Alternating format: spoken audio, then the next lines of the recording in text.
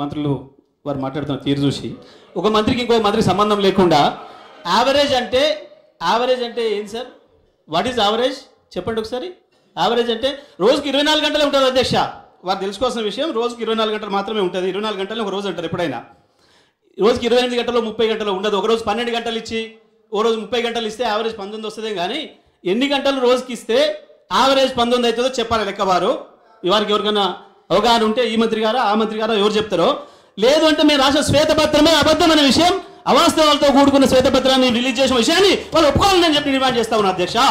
వాళ్ళ మంత్రి గారు జగదీశ్వర్ రెడ్డి గారు, మీరు పదే పదే గట్టిగా గొంతు తెరుచుకొని అరిస్తే అబద్ధాలు నిజమైపోవు. మేం చెప్తున్నాం 24 గంటలు ఎక్కడ మెన్షన్ చేయలేదని చెప్పాం. 24 గంటలు నువ్వు పవర్ ఇచ్చినట్టుగా నేను ఎక్కడ మెన్షన్ చేయలేదు. నువ్వు ఇవ్వలేదు కూడా మీరు మీరే మాట్లాడితే సభను తప్పుదో పట్టిస్తారు, రాష్ట్రాన్ని తప్పుదో పట్టిస్తారు. ఎవరో నీతి ఏ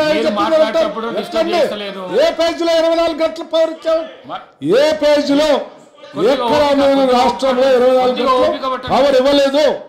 24 గంటలు ఎక్కడ మీరు అబద్ధాలు అని చెప్తారు పదే పదే.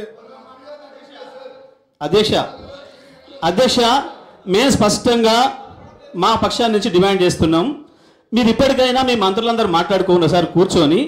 ఎన్ని గంటలు ఇచ్చినామని మీరు చెప్పదలుచుకున్నారో స్పష్టంగా చెప్పండి. ఈ శ్వేతపత్రాన్ని మార్చుకొని మరొక శ్వేతపత్రం అయినా విడుదల చేయండి. మీరు అందరు మంత్రులు మాట్లాడుకున్నాగా చేయండి. లేకపోతే ప్రజల ముందర పల్సన్ అవుతారు. అధ్యక్ష ఒకటే అధ్యక్ష, బట్టి గారు కావచ్చు, శ్రీధర్ బాబు గారు కావచ్చు, ఈ సభలో ఇక్కడ ఉన్నారు గత 5 ఏళ్ళు కూడా. ఒక్కరోజైనా వాళ్ళకు ప్లకార్డ్ పట్టుకునే అవకాశం ఇచ్చినమా, ఆ కష్టం ఇచ్చినమా? ఇవ్వలేదు. ఒక్కరోజు కూడా వాళ్ళ రకం కష్టపెట్టలేదు. ఒక్కరోజైనా పోయి ఒక జొన్న కంకినో ఒక మొక్క కంకినో ఇంత వరి కంకులో తీసుకొచ్చుకొని కష్టపడి అక్కడ కూడా వాళ్ళకి రానియలేదు. మేము ఆ రకంగా ఇచ్చినాం కాబట్టే వీళ్ళు రాలేదు. రైతులకు ఒకవేళ ఒక్క ఎకరం కాదు, ఒక మడి ఎండిపోయినా సరే రైతాంగం రోడ్డు మీకు వచ్చేవాళ్ళు. తప్పకుండా ఇవాళ సోషల్ మీడియా బ్రహ్మాండంగా యాక్టివ్గా ఉంది.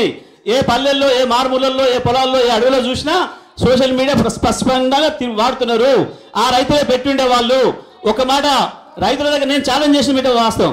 కేటీఆర్ గారు రాదు, నేను కూడా ఛాలెంజ్ చేసిన, మొదలు నేను చేసిన.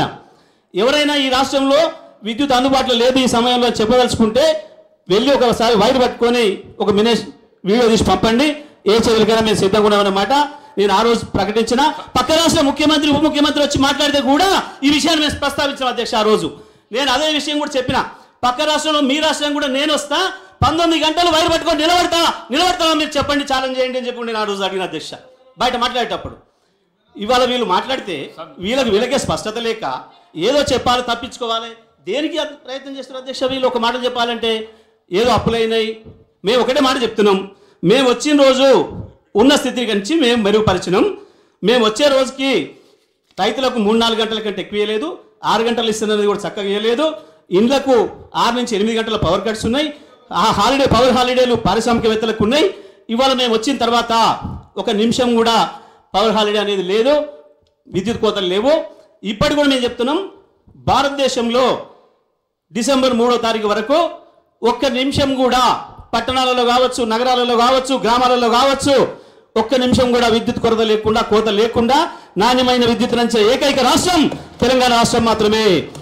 పారిశ్రామికవేత్తలకు 1 నిమిషం కూడా పవర్ హాలిడే ఇచ్చి అక్కడ లేకుండా విద్యుత్ సప్లై చేసిన రాష్ట్రం తెలంగాణ రాష్ట్రమే.